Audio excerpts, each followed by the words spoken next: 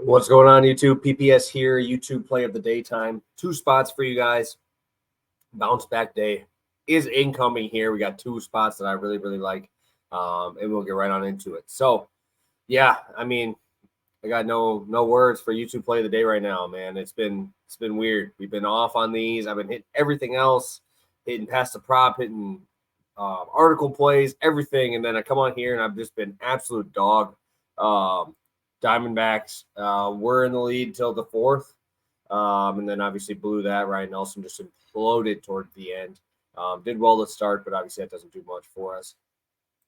Orioles team total at 5.5. Unfortunate there. Wainwright got his win, man. He did get his win. And shout out to him, man. I don't know how the Orioles didn't do it. They were 1 for 12 with runners in scoring position, 9 hits in the game, walks in there too. It's just sometimes it doesn't go your way on those runners in scoring position. Sometimes it does, and you're loving it. So just not the best look there. We're back to even 3.4 units, but I got two spots today that I do really like, and hopefully we'll be right back to where we were yesterday. So first one's gonna be a little combo here. Really like this spot. I'm going to go Tanner Houck, under 2.5 earned runs with Sanchez no win. Let me pull up my DraftKings here. Houck is minus 145. You guys know I don't play that shit. We don't do that here. Christopher Sanchez, no win is going to be the one I throw in there, and that is going to get me to, okay, minus 101. So it is moving a little bit. I had plus 100 is what it is. Houck under 2.5 earned runs is going to obviously do most of the work here. And then obviously Sanchez at minus 550. Sanchez facing Strider here. Obviously the Braves rake lefties. They're in a hitter's park here. Strider has phenomenal numbers, which I'm going to talk about obviously in a little bit. I'll get into a little bit more of the Strider stuff when I talk about him, which is going to be my next play. But Sanchez just kind of a throw-in. Tanner Houck's where we're doing the heavy lifting. Tanner Houck, really big splits, righties, lefties, right? 565 slugging to lefties, 295 batting average to lefties. And then you go to righties, only a 275 slugging, 222 batting average against, right? He is phenomenal versus right-handed batters. Obviously, he does a little bit better on the road, but obviously Boston is a hitting park. I don't mind fading Clark Schmidt either. He has struggles with lefties. The one difference between these two teams is one team has a ton of studs from the left side, right? You're going to have to worry about Yoshida. You're going to have to worry about Verdugo, Devers, who finally hit a homer yesterday, Casas, right? Then you go look at the Yankees. Who are you worried about? Judge, righty. You got DJ LeMahieu at the top, righty. Stanton, righty, right? The best lefty on their team was Dominguez, and now he's hurt. So they brought up Estevan Florial. He had a hit yesterday. Not really a guy really known for his power.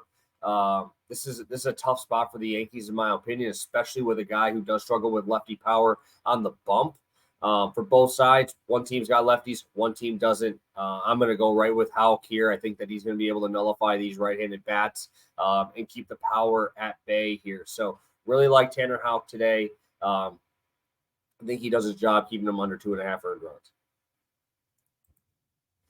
All right, guys. The reason why I like Sanchez no win is because Strider's on the other side. I really like Spencer Strider today. I'm going to his strikeouts. I think we're getting a very nice price because everybody's looking at his last couple outings. He's giving up home runs.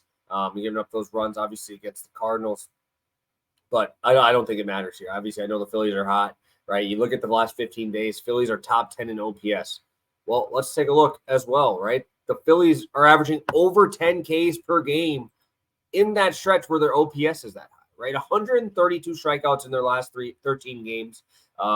They're top 10 in OPS, but still only have a 244 batting average. That's because their slugging percentage is so high. They hit for power, but they're also swinging and missing a lot, right? We have a ton of guys in here that'll swing and miss. Strider in his career against these guys in 103 at-bats has 40 Ks, right? That's a 40, or it's like 38% K rate. That's right on with a season average. We have guys in here with 5 Ks in their we got Bohm 5 Ks and 13 at bats. We have Real Muto 8 Ks and 12 at bats. You go down the list, right? You can go down to Schwarber, 7 Ks and 14 at-bats, right? Harper, 4 Ks and 11 at-bats with only a 182 batting average, right? My thing is here, I understand the Phillies are hot. I think that is why we're getting this price. Spencer Strider, you never see this good of a price on 8.5 strikeouts. This dude is an absolute wizard, and obviously I back him more than I probably should, but I love this guy, right? I also expect the negative regression to go away. We're getting positive regression hopefully coming here for Spencer Strider, right? In the second half of this season, right? He's got a 297 xFIP, right? Phenomenal. 64% left on base number. That is going to go up. In September, he's got a 39% left on base number. That is going to go up, or it's going to go way up. We're going to keep those guys on base, right? So far in his last start, he had a 7.76 FIP, but that should have been the xFIP is 4.76, right? That is very unlucky, extremely unlucky in that last start, right? My biggest thing here is if Strider's able to, get that positive regression that we should be seeing here soon, because this dude is amazing.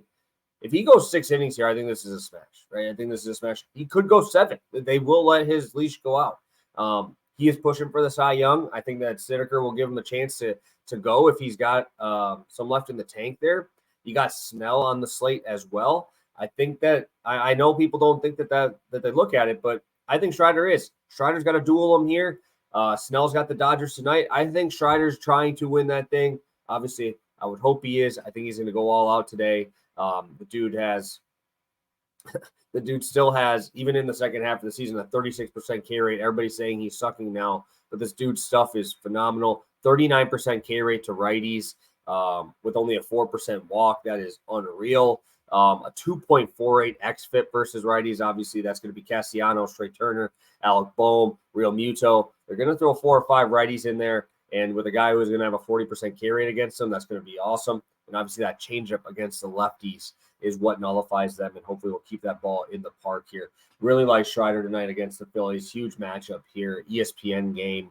I'm excited to watch Strider absolutely cook tonight. So Strider over 8.5 Ks. Tanner Houck under 2.5 earned runs with Sanchez no win.